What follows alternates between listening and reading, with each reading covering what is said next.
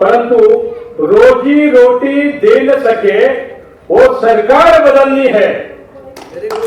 रोजी रोटी दे न सके ये सरकार बदलनी है, इसलिए ये परिषद है।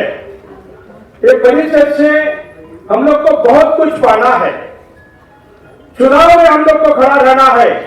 नवी मुंबई विकास आघाडीच्या माध्यमातून ही हक्क परिषद घेण्याचा एकच आपला या ठिकाणी उद्देश सांगतो की आतापर्यंत या सत्ताधाऱ्यांनी तुमची आमची सर्वांची अवस्था बिघाड करून टाकली। ही अवस्था जर बदलायची असेल तर आमचे हे मान्यवर मंडळी या ठिकाणी उपस्थित आहेत, यांना आपल्याला निवडून द्यावं लागेल।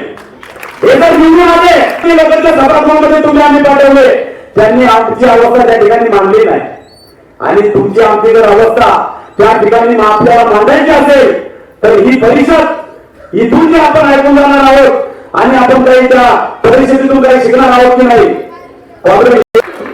आजचा कार्यक्रम एवढा जोरात झाला आहे की परत राम मनोहर रोय यांची आठवण येते। बदलाव का साथ दो, तख्त बदल दो, ताज बदल दो, इन बेईमानों का राज बदल दो, बेईमानों का राज बदल दो। आज या ठिकाणी आम्ही नवी मुंबई विकास आघाडीच्या वतीने आम्ही तुर्भे प्रभाग क्रमांक 15 चे उमेदवार आम्ही चारही उमेदवार आम्ही डिक्लेअर केलेले आहेत। एक अ मधून आपले ओबीसीचे कोपरी गावातले भूमिपुत्र नंदकुमार गोपीनाथ पाटील आणि आपले तुर्भे गावातले शिल्पा बाबाजी पाटील, तबस्सुम खाजामिया पटेल व कलीम खाजामिया पटेल हे असे आम्ही चारही उमेदवार आज या ठिकाणी जाहीर केलेले आणि त्यांना प्रचाराचा आज आम्ही नारळ फोडलेला आहे। प्रभाग क्रमांक 15 मधून मला उमेदवारी देण्यात आलेली आहे। थोडा माझा आवाज बसलेला आहे पण तरी मी बोलायचा प्रयत्न करते।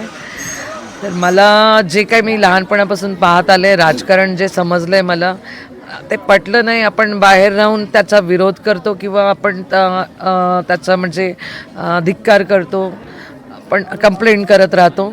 तर ते सगळं म्हणजे मला ते आता जे हे सगळं म्हणजे बाहेर राहून हे करण्यापेक्षा आत पडून म्हणजे ते स्वच्छ करणं ही माझी म्हणजे मनशा आहे।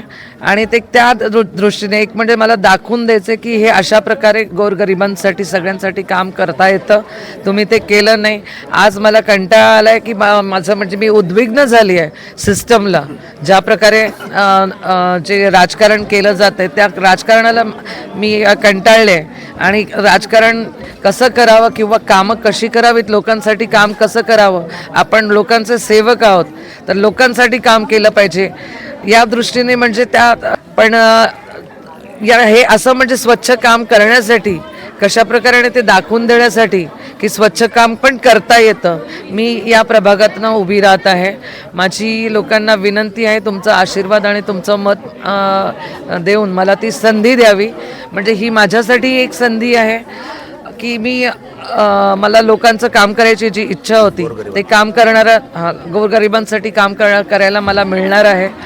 आणि एरवीही मी काम करत आलेले आहे, त्याच्यासाठी मला म्हणजे एक आता प्रशासकीय मदत म्हणजे प्रशासन जर माझ्यासोबत असेल तर मला ते आणखीन सोप्या पद्धतीने करता येणार आहे।